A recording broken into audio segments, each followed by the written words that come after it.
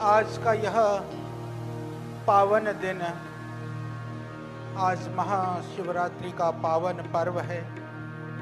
यह पर्व और भी दिव्य और भव्य हो गया है, क्योंकि यहाँ पर 251 जो हमारी बहनें हैं, बेटियां हैं, वो अपने पारिवारिक बंधन में बंधने के लिए जा रही हैं। मैं देख रहा था, कल से ही हम यहाँ देख रहे हैं, उनके हृदय में जो उमंग है और उनके नेत्रों में हर्ष के अश्रु हैं। हर्ष के अश्रु इसलिए हैं कि ऐसा विवाह संपन्न होगा, शायद उन्होंने भी कभी नहीं सोचा होगा। ये अनहोनी तो है, पर अनहोनी बहुत शुभ है। शुभ जब परमात्मा की कृपा से बरस जाए तो आंखों में अश्रु आना तो स्वाभाविक है।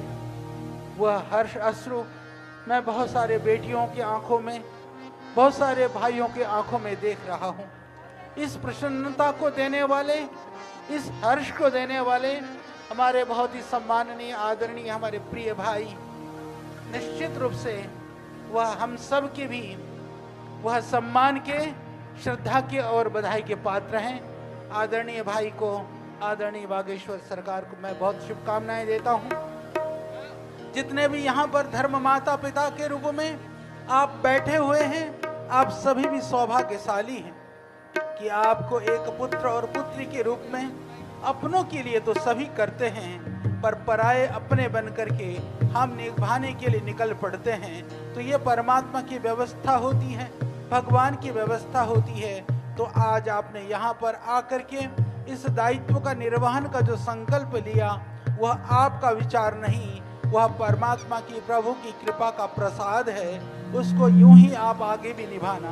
और जितने भी भाई बहन यहाँ पर हैं, उन सबसे भी मेरी यही प्रार्थना है कि हमारे प्रिय भाई अभी कह रहे थे, मैंने कहा भाई अब आगे जो है ये 251 को 500 फिर 1100 करना है। तो आपने कहा आचार्य जी तो थोड़ी सी जजमानों की जरूरत ज़्यादा पड़ेगी। मैंने कहा उसकी चिंता मत करो, आप एक बार आह्वान कर देंगे, बहुत लोग खड़े हो जाएंगे, कहीं कसर रह जाए तो थोड़ी बहुत आहुति हम भी लगा देंगे। तो यह सब कार्य ये समाज के उन लोगों के लिए आईना दिखाने का काम भी है।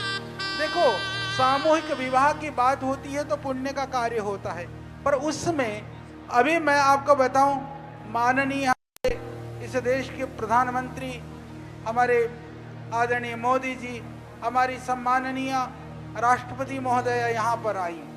उनका आने का तो कार्यक्रम की व्यवस्था के लिए बहुत व्यवस्था करनी होती है। इन कन्याओं के लिए मैं आपको सच बताऊं कि जब आपके परिवार के अंदर एक बच्चे का विवाह होता है तो आपको कितनी उसके लिए कितनी व्यवस्था करनी होती है, कितना पुरुषार्थ करना होता है, कितना आप समय लगाते हैं। जब भावना के साथ में इतनी सारी कन्याओं का घर बसाना हो, तो जो एक पिता होता है, भाई होता है, सच मानिए जितना पुरुषार्थ करना होता है, उस पुरुषार्थ को मैंने अपने भाई धीरेन्द्र कृष्ण शास्त्री जी के आंखों में देखा है। ये कितने रातों से नहीं सोए होंगे, आप सोच नहीं सकते, पर मैं महसूस कर सकता हूँ। मुझे पता है कल रात को भी 11-12 बजे छोड़ करके गया। और ये अपने खाने की और सोने की इस व्यक्ति को चिंता नहीं, पर आपकी इतनी चिंता है कि हर पल हर क्षण आपके लिए ही सोचते हैं। ऐसा युवा, ऐसा संत, ऐसा तपस्वी, ऐसा सनातन के लिए सर्वस्व आहुत कर करके जीने वाला व्यक्तित्व आपके सामने है।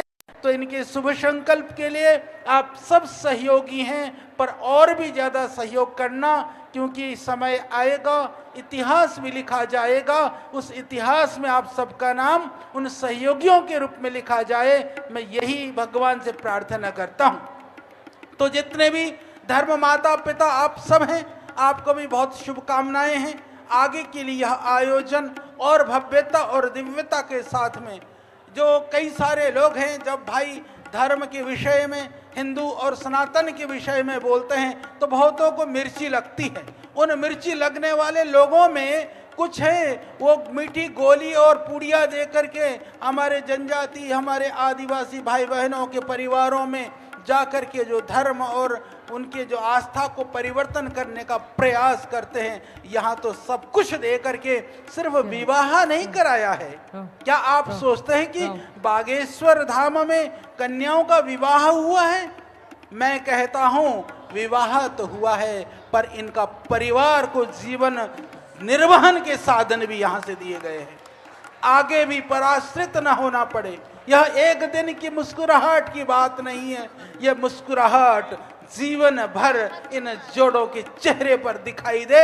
जब ये चक्की चलाए तो बागेश्वर धाम दिखाई दे, और जब यह मशीन चले तो भी बागेश्वर धाम दिखाई दे। जब उन वस्त्रों को धारण कर करके समाज में निकले तो सीना ठोक करके, सीना तान करके आप समाज में जी सके, वह आपको यहाँ से वह सामर्थ्य दिया जा रहा है, वह भावनाओं से आपको जोड़ा जा रहा है। और मैं देख रहा था, कल भाई कह रहे थे, इनके कहते समय मैं एक बात बताऊं, आप लोग क्या देखते हो इनके चेहरे पर जो मैं देखता हूं, इनके शब्दों को नहीं, मैं इनके भावों को देखने का प्रयास करता हूं। बोले आचार्य जी, कल भैया जी हमने ऐसा कर दिया, सबको हमने कहा घोड़े पे बैठाएंगे, सबको घोड़े पे दूल्हाओं को बैठाएंगे।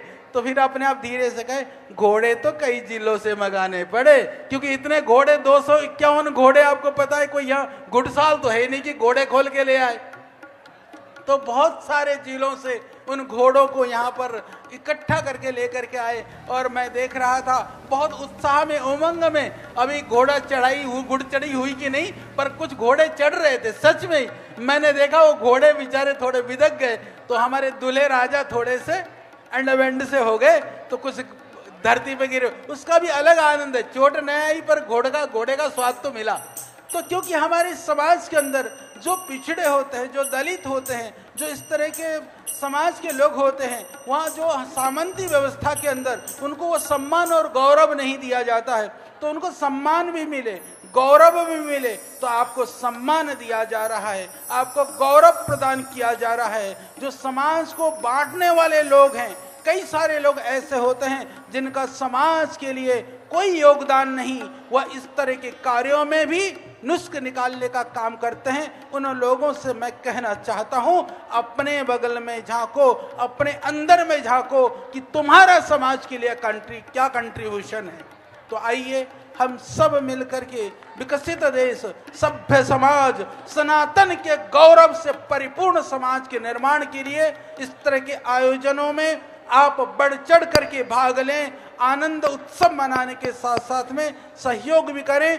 जिन लोगों ने यहाँ पर इस कार्यक्रम में सहयोग किया है, मानिए कि आपने जो कार्य किया है, इससे बड़ा कोई पुण्य का कार्य नहीं हो सकता है।